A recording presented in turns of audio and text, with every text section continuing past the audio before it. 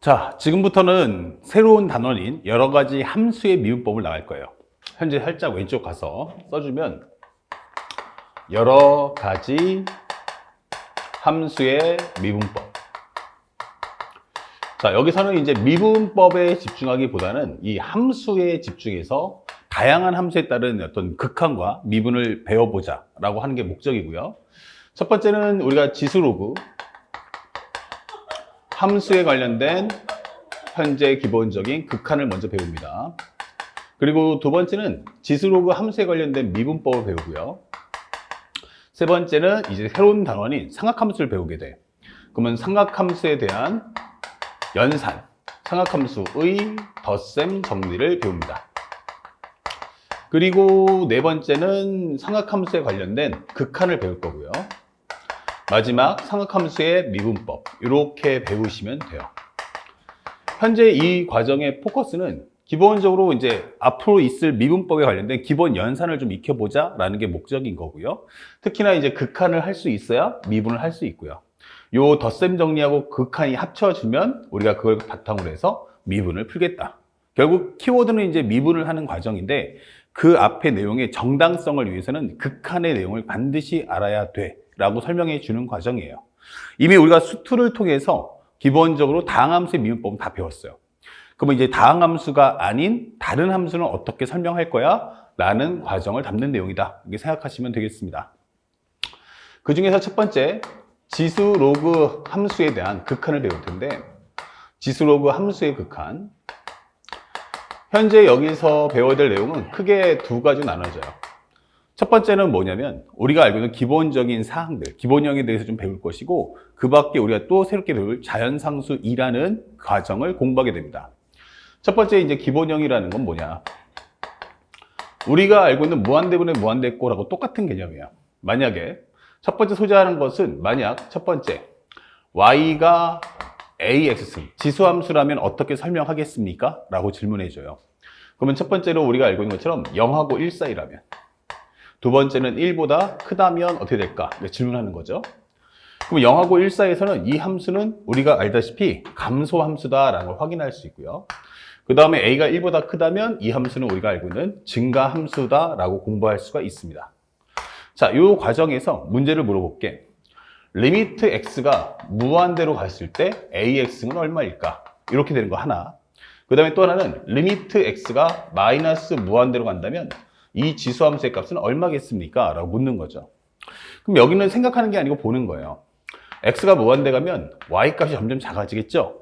작아지더라도 0보다 큰 쪽에서 작아지기 때문에 가면 갈수록 0에 가까워지는구나 라는 걸 확인할 수 있고, x가 만약에 마이너스 무한대 간다면 이 값은 무한대로 확장되는구나 라는 걸 확인할 수 있죠. 단순하게 우리가 개념을 익히는 과정에서는 생각하는 게 아니고 여기는 보는 게 가장 중요하다는 걸 잊지 맙시다. 그 다음에 두 번째, 만약에 이 함수는 어떻게 됩니까? 라고 물어본다면 x가 무한대로 갈 때 ax승하고 리미트 x가 마이너스 무한대로 갈 때 ax승이 얼마인가? 라고 질문해요. 그럼 여기 같은 경우는 x가 무한대로 간다면 현재 함수가 무한대로 올라간다 라는 걸 확인할 수 있고, x가 마이너스 무한대로 간다면 y 값은 0에 가까워진다. 이런 것들도 기본적인 사항이니까 꼭 알아두시길 바랍니다. 그 다음에 두 번째, y는 로그 a의 x다 설명했어요. 이와 같은 경우도 똑같이 0하고 1 사이, 그 다음에 1보다 크다, 이렇게 두 개로 나눌 수 있죠. 0하고 1 사이라면 이 함수는 우리가 알다시피 감소함수의 모습을 띠게 됩니다. 또 하나, x가 만약 a가 1보다 크다면 이때는 이 함수는 이렇게 증가하는 모습을 갖춘 걸 알 수 있죠. 자, 그랬을 때 질문하는 내용 첫 번째는 x가 무한대로 갈 때 로그 a의 x는 어떻게 될 것인가? 그 다음에 두 번째는 리미트 x가 해놓고 얘가 마이너스 무한대로 못 가요. 왜냐하면 정의역이 0까지밖에 안 되니까. 그러니까 0보다 조금 더 커야 되죠. 그러다 보니까 0 플러스일 때 어떻죠? 라고 질문하게 돼 있어요. 그러면 x가 무한대로 간다면 이 값은 쭉 하고 내려가서 마이너스 무한대로 간다 라고 설명하시면 되겠고, x가 0에 가까워진다면 y 값은 끊임없이 올라가니까 이와 같은 경우는 무한대, 이렇게 표기하시면 됩니다. 그 다음에 또 우리가 알고 있는 로그 ax, 현재 이것이 리미트 x가 무한대로 간다면 로그 ax는 어떻게 될 것인가? 또 하나는 리미트 x가 마이너스 무한대로 간다면 마이너스 무한대가 아니죠. 0 플러스로 간다면 어떻게 될 것인가? 라고 질문하는 거야. 그러면 x가 무한대로 간다면 현재 이 값은 무한대로 가겠구나 라는 걸 확인할 수 있고 x가 0 플러스로 간다면 값은 y가 마이너스 무한대로 간다. 이렇게 확인할 수 있죠. 아주 기본적인 옵션이지만 여러분들이 잘 알아두시길 바라고 특히 지수함수 관련된 무한대분의 무한대꼴은 우리가 시험에서 자주 보게 되는 유형이니까 꼭 이 앞쪽에 있는 내용을 조금 더 집중해서 공부를 해줬으면 좋겠다. 이것은 앞에 있는 무한대분의 무한대꼴하고 연계된다. 수열의 극한하고. 그렇기 때문에 꼭 1번을 잘 채워주세요.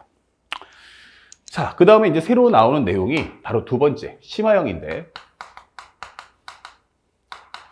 이 심화형에서는 기본적인 이해를 하되 그 과정을 외울 필요는 없어요. 그러니까 여기서 가장 중요한 건 과정은 필요 없어요. 그리고 단순하게 암기를 원한다라고 설명하는 과정이에요. 근데 암기는 암기인데 그냥 외우는 거는 조금 뭔가 석연치 않죠. 그래서 현재 내용은 이해해 주세요. 내용을 이해하되 중요한 것은 하지만 그럼에도 불구하고 이 결과는 외워줘야 한다. 그래서 결과를 반드시 외워줘라. 그러니까 내용은 우리가 호기심을 어떤 해결하는 데 용도로만 쓰시고 결과를 꼭 외워서 문제에 적용하시면 돼요. 그래서 오히려 이 과정에서는 상대적으로 좀 많이 쉬운데 이런 생각을 많이 갖게 됩니다. 아시겠죠? 자, 이때 우리가 배워야 될 내용이 뭐냐? 지금부터 하나씩 보여줄 텐데 가장 중요한 핵심 코드가 뭘까? 바로 우리가 알고 있는 첫 번째 자연상수 2라는 걸 배울 거예요. 자연상수 2. 이 값은 바로 2는 2.7182에 해당하는 값을 얘기합니다. 그런데 이거에 대해서 자세하게 설명해 주는 사람이 없어요. 그러다 보니까 책에 보니까 뭐 자연상수 2다 라고 단순 암기는 하고 훅 하고 넘어가긴 하지만 사실은 이게 정확히 내가 뭘 공부하는 걸까? 이거 배워서 어디다 써먹지? 라는 생각을 많이 갖게 됩니다. 현재 우리가 비유하자면 이런 거죠. 비교하자면 바로 파이. 파이라는 것도 비슷한 얘기예요. 파이는 얼마야? 3.14159가 되죠. 3.14159. 이렇게 해서 현재 이 값은 대략적으로 파이를 우리는 3.14라고 공부하게 되는 겁니다. 이 파이라는 것은 결국 목적은 뭐냐면 바로 원을 설명하기 위해 필요한 거예요. 원. 현재 결국 이것을 통해서 뭐다? 원에 대한 내용을 설명해 보자. 그래서 우리가 설명해 보면 원이 이렇게 있는데 반지름이 r이야. 그러면 이 원의 이 둘레의 길이가 뭐죠? 라고 설명하는 거야. 그러면 L 이퀄 얼마 나온다? 2 파이 r. 그쵸? 그 다음에 넓이는 뭐죠? 할 때 파이 r 제곱이 되는 거야. 사실은 이 내용에서 가장 중요한 포인트가 뭐냐면 기본적으로 우리가 길이 또는 넓이를 구할 때 그 길이와 넓이를 설명하는 가장 기본적인 옵션이 뭘까? 라고 하면 직선이에요. 그래서 우리가 사각형의 넓이 구할 수 있고 삼각형의 넓이도 구할 수 있는 거죠. 그러니까 이런 각형에서는 넓이를 구하는 방법이 있는데 얘는 가장 중요한 게 뭐지? 하면 곡선이에요. 그러면 곡선에 대한 설명을 할 수 있는 게 뭘까? 그 중에서 만약 그 대상이 원이라면 이게 원이라고 한다면 그때는 우리가 파이라는 값을 통해서 이 곡선에 대한 설명을 해보자라고 할 수 있죠. 그래서 원이라는 것을 통해서 원의 둘레 길이나 원의 넓이를 구할 때는 항상 이 파이를 동반해서 나오게 돼요. 그러니까 이 만약에 파이라는 값이 없다면, 그러니까 정확히 말하면 이건 직선이 아니기 때문에 우리가 어떻게 정확하게 길이를 정확하게 정밀하게 잴 수 있는 방법은 없다라는 얘기죠. 그래서 이 파이라는 값을 통해서 우리가 조금 더 효과적으로 풀 수 있다라고 한다면 이 자연상수 2라는 것도 마찬가지예요. 쉽게 이제 학생들한테 좀 깊게 들어가면 너무 어려우니까 쉽게 설명해 주면 세상에는 직선과 곡선 중에서 뭐가 더 많을까? 라고 한다면 탁월하게 곡선이 더 압도적이죠. 선생님이 아무리 이걸 직선으로 그린다 할지라도 현재 우리가 알고 있지만 지구는 둥글잖아요. 그럼 내가 조그만 단면적으로 볼 때 이게 직선의 길이라고 하지만 사실은 그리게 되면 뭐가 돼? 하나의 곡선을 그리는 개념이 돼요. 그리고 우리가 사는 모든 삶의 이치는 사실상 직선이란 개념은 없죠. 다 곡선이란 말이야. 그러면 곡선의 값을 계산하는데 원에서는 누굴 쓰면 돼? 파이를 쓴다면 원이 아닌 곡선도 있잖아. 그쵸? 대표적인 것 중에 하나가 2차 함수도 이제 그런 케이스 중에 하나지만 기본적인 타원들, 그렇죠? 쌍곡선들, 포물선들 이렇게 된다면 이런 값들은 어떻게 정밀하게 잴 수 있을까? 세상에 곡선 중에는 원인 것도 있지만 원이 아닌 것도 있잖아. 그러면 그런 곡선들을 계산할 때 가장 중요한 옵션이 누구냐면 바로 이 자연상수 2라는 개념이 되는 거야. 이 자연상수 2라는 개념은 정확하게 말하면 쉽게 말해서 문과에서는 경영수학 또는 경제수학 이런 공부를 할 때 반드시 알아야 될 옵션이 됩니다. 경영수학, 경제수학. 그 다음에 이과 같은 경우는 기본적으로 공업수학. 우리가 대학교 가서 이제 공대를 가겠다면 일상생활에 쓸 수 있는 어떤 내용들을 만들어야 될 텐데 그때 그 이론을 가능하게 하는 게 이 자연상수 2예요. 자연상수 2를 공부하지 않으면 절대로 뭐 할 수 없다? 현재 우리가 배우는 교육과정을 소화할 수가 없다. 이게 되는 거죠. 결국 곡선을 푸는 열쇠 중에 하나가 자연상수 2다. 그럼 원이 아닌 모든 곡선은 전부 자연상수 2가 만들게 돼. 이게 되는 거죠. 자, 그래서 간단하게 선생님이 재미삼아서 알려드리는데 왜 이런 값을 만들었을까라고 한다면 첫 번째, 우리가 선생님이 아마 수학 1 시간에 선생님 강의를 들었던 학생들이면 지수와 로그를 배웠을 거야. 그 로그에서 처음 로그를 만든 사람이 바로 네이피어라는 사람이에요. 이 네이피어라는 사람이 맨 처음에 어떻게 했냐면 기본적으로 우리가 이 값을 모든 숫자를 10의 거듭제로 바꿀 수 있지 않을까? 이렇게 된 거야. 그래서 맨 처음에 아이템을 설명하면 1하고 현재 여기가 n하고 10의 n승이 있는데 여기다 1 넣어주면 10이고 2 넣어주면 100이고 3 넣어주면 얼마야? 1000 이렇게 된다는 얘기예요. 이런 식으로. 자, 그런데 알겠는데 문제는 뭐냐면 이러다 보면 여기 살짝 하나 더 해준다면 이렇게 해서 n이 0이라면 그때는 1, 현재 n, 10의 n승. 이러고 버리면 요 사이의 간격에 누가 있어요? 기본적으로 2, 3, 4, 5, 6, 7, 8, 9 이렇게 있겠죠. 이렇게. 그러면 이런 값들은 어떻게 계산할 수 있을까? 이런 생각이 처음 들어온 거야. 그래서 이 사람의 입장에서 이 빈자리를 뭘로 채우지? 이런 생각을 갖게 되는 거죠. 그러다 보니까 요것을 이제 왜 이렇게 숫자 간격이 벌어졌을까 했더니 이 미수가 크더란 얘기야. 그러면 나는 이런 숫자들조차도 어떻게 하겠다? 다 표현해보고 싶어. 이게 되는 거예요. 그래서 동원해 보니까 설명을 해보면 예를 들어서 만약에 여기다 0, 1, 2, 3, 4 적어 본다면 만약에 1의 n승은 어떻지? 라고 하면 전부 다 111이 나와요. 그럼 1의 n승은 111 나오니까 이거 가지고는 절대 2, 3, 4를 표현할 수가 없죠. 그러니까 미수는 1보다 커야 되는 거야. 그러면 1보다 큰 숫자 중에 누가 있을까? 했더니 2의 n승이야.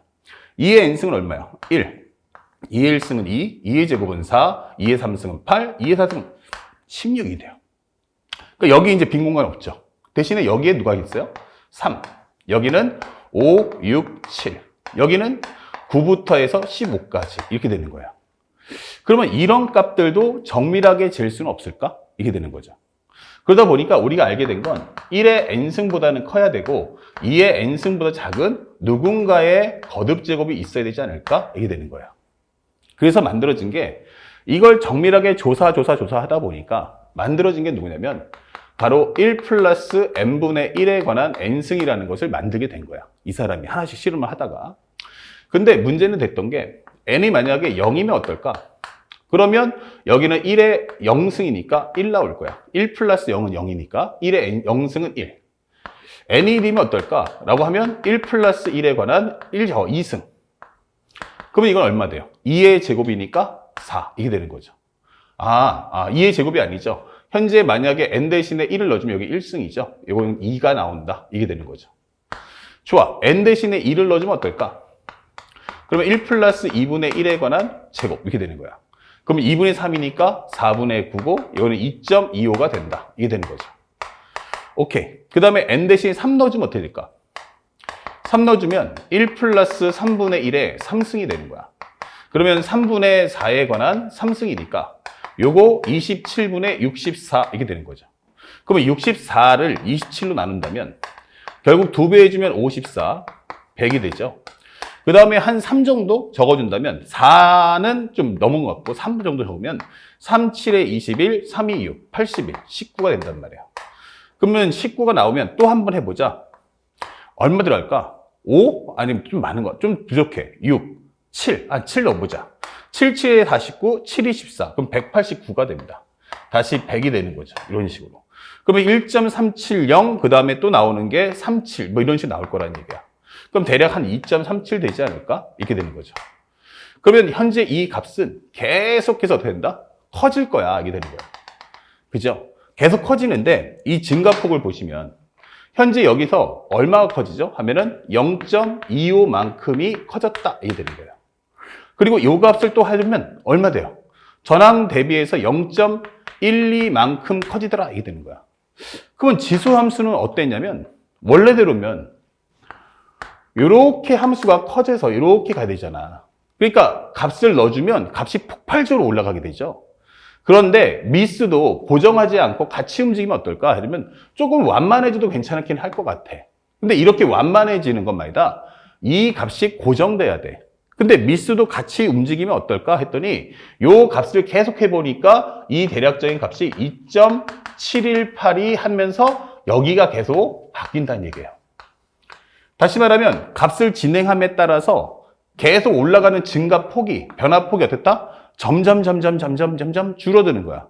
변화폭이 점점 줄다 보니까 앞자리에서 바뀌던 게 점점 뒤로 밀려가면서 요쪽 자리가 바뀐단 말이에요.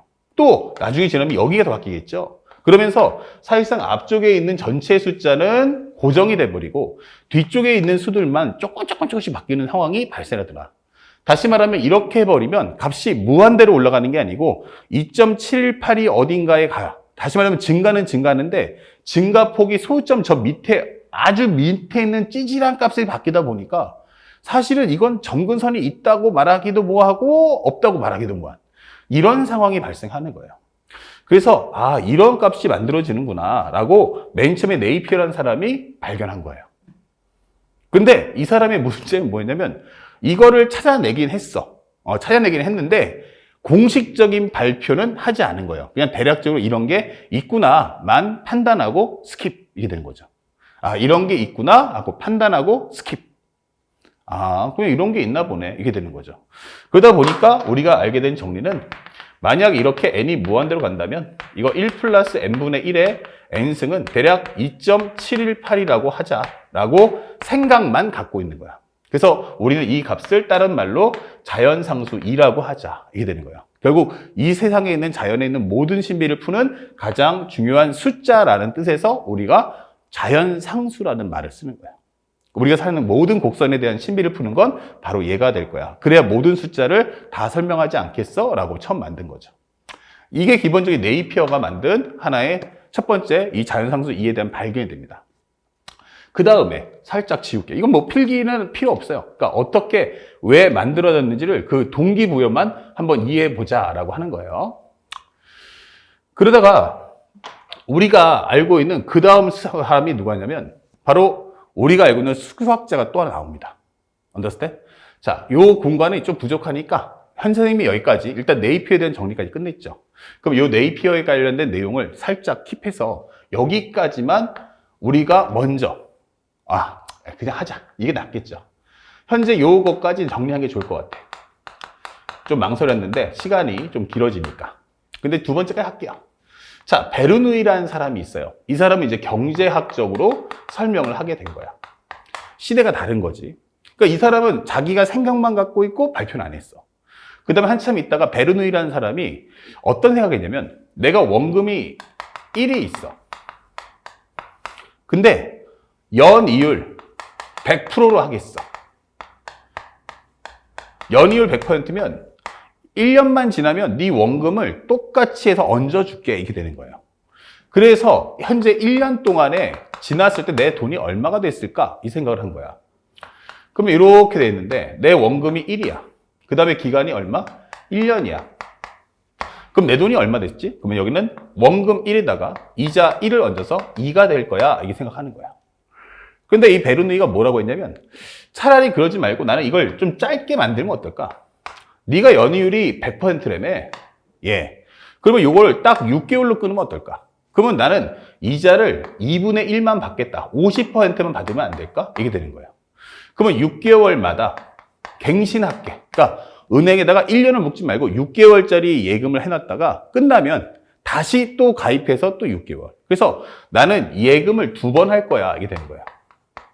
이런 식으로. 그럼 내 돈이 얼마가 될까? 그럼 1이 되겠지. 그러면 기본이 6개월이 지나면 한 텀이 들어왔잖아. 그러면 원금은 1. 플러스 이자는 얼마지? 그러면 1 곱하기 이자. 2분의 1. 이렇게.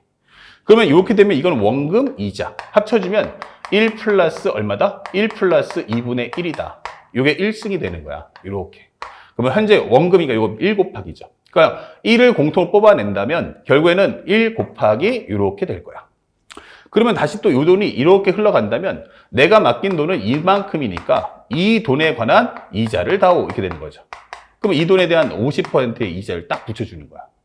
그러면 이거 1 플러스 2분의 1에 공통 뽑아준다면 1 플러스 2분의, 현재 여기서 1 플러스 2분의 뽑아내면 여기는 1, 여기는 2분의 1. 이렇게 되는 거죠.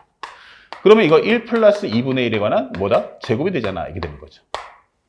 오케이. 그랬더니 이 계산이 얼마 나왔어? 2.25가 나오더라. 야, 그러면 차라리 1원을 넣어서 2를 넣어가지고 1년 뒤에 내가 받을 수 있는 게 2라고 했는데 요거를 짧게 끊으면 어때? 더 많은 이익을 뽑아낼 수 있잖아. 이렇게 되는 거예요. 그래? 그러면 요거를 3번으로 나누면 어떨까? 대신 이자도 3분의 1로 줄일게. 3분의 1로 줄이되 기간을 넉 달로 쪼개는 거야. 그러면 나는 몇 번? 이렇게 해서 그러면 4개월마다 하나씩 끊으니까 결국 뭐가 돼? 받는 현재 이자도 총 3번을 받을 수 있지 않을까? 이게 되는 거예요. 그러면 1이야. 한 달 뒤가 지나면 1 플러스 이 돈에 관한 3분의 1. 그러면 여기는 1 플러스 3분의 1의 1승 이렇게 되는 거고요. 요 돈이 넘어가면 1 플러스 3분의 1과 이 돈에 관한 이자를 다오. 그러면 여기다 3분의 1. 그러면 여기는 1 플러스 3분의 1로 묶어준다면 결국 여기도 1 플러스 3분의 1이 되니까 여기는 1 플러스 3분의 1의 제곱이 되네. 이렇게 되는 거죠. 그리고 세 번째 가면 또 1 플러스 3분의 1의 제곱을 넣었어. 그러면 이 돈에 관해서 얼마 하자? 또 이자를 줘. 이렇게 되는 거죠. 그리고 지나면 1 플러스 3분의 1의 제곱 뽑아나면 여기는 1 플러스 3분의 1이 되니까 전체 금액이 1 플러스 3분의 1의 몇 승? 3승이 되잖아. 이렇게 되는 거예요. 그러니까 처음에는 1년으로 하면은 단순하게 1 플러스 1에 관한 1승이 되는 거고 그 다음에 현재 여기서는 기본적으로 얼마 된다? 기본적으로 여기서는 1 플러스 2분의 1에 관한 2승 1 플러스 3분의 1의 3승 이렇게 가는 거예요. 그러면 이거를 정말 단발적으로 짧게 끊으면 어때?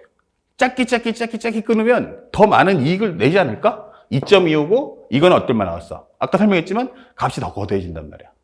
다만 변화 폭이 어때요? 아까보다는 0.25, 0.12 이렇게 되니까 점점 추가되는 분량이 작아질 거야. 그러면 만약에 이 1년이라는 기간을 현재 구간을 365등분을 하자. 그러면 이자율은 얼마가 될까? 이자는 현재 나는 365분의 1을 받을 거야. 그러니까 결국 1년 동안 100% 준다며 그러면 짧게 끊어서 1%씩 받겠다는 얘기야. 쉽게 해서 365분의 1만큼 받겠다는 얘기야. 그러면 내 돈은 얼마가 돼?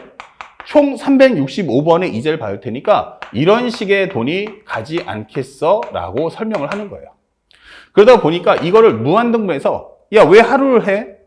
반나절만 하면은 우리가 730번을 받을 수 있잖아. 이런 식으로 해서 계산을 해봤더니 1 플러스 n분의 1에 n승을 했더니 그러면 이 돈이라는 게 무제한으로 계속 올라갈 것처럼 보였지만 사실은 무제한으로 올라가지 않고 대략 얼마? 2.718이라는 값에 가까워지더라라는 경제학적인 논리가 만들어지는 거예요.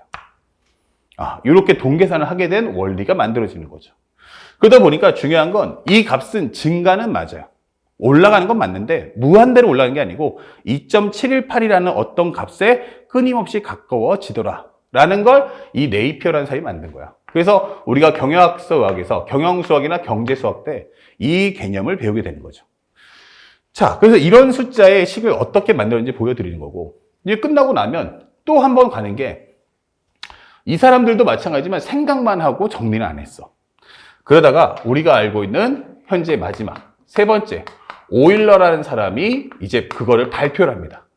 오일러를 독일어로 하면 EULER 이게 돼요. 독일어 하시는 분은 알겠지만 이거를 한국말로 하면 오이라고 합니다. 오이. 그래서 여기까지 하면 오일러 이게 되는 거예요. 그래서 이 사람이 발표를 한 사람입니다. 이 사람은 이 자연상수 2라는 걸 처음으로 발표하다 보니까 이 이름표를 내가 갖겠다라고 하면서 머리 글자 2를 쌓은 거예요. 그래서 우리는 이제부터 자연상수 2라고 설명을 하자라고 하면서 이 사람이 발표하게 되는 거죠. 그래서 우리가 알게 되는 진리는 바로 누구십니까? 앞으로 리미트 n이 무한대로 갈 때 또는 x로 한다면 x가 무한대로 갈 때 1 플러스 x분의 1의 x승을 우리는 이제 자연상수 2라는 값으로 규정하겠음 이렇게 되는 거예요. 자, 시작은 이렇게 되지만 이 값을 통해서 무한으로 확장하는 과정을 공부할 것이 여러분들이 대학교에 가서 배울 경영수학과 공업수학 여기서 이 값을 바탕으로 해서 모든 연산이나 계산을 펼쳐나가게 됩니다. 그러니까 적어도 그냥 외웠다기보다는 적어도 어떤 과정에서 이 사람들이 어떤 아이템을 가지고서 이런 값을 만들었고 결국 이것은 우리가 알고 있는 파이처럼 무한상수는 무한상수인데 이걸 일명 초월수라고 하거든요. 그러면 이런 숫자를 통해서 결국 곡선에 대한 비밀을 풀어내고자 한다라는 거 짤막하게 여러분들이 기억해 주시면 참 좋을 것 같습니다. 아시겠죠? 자, 여기까지 해서 기본적으로 여러분들이 궁금해할 수 있는 내용들, 교과서에 나오지 않는 내용도 압축해서 설명해 드리도록 하겠습니다. 자, 그러면 다음 영상에서는 이걸 정리해서 이제부터 우리가 가장 중요한 선택 미적분학에서 다루는 이제 여러 가지 함수에 관련된 극한 내용을 보여드리도록 하겠습니다.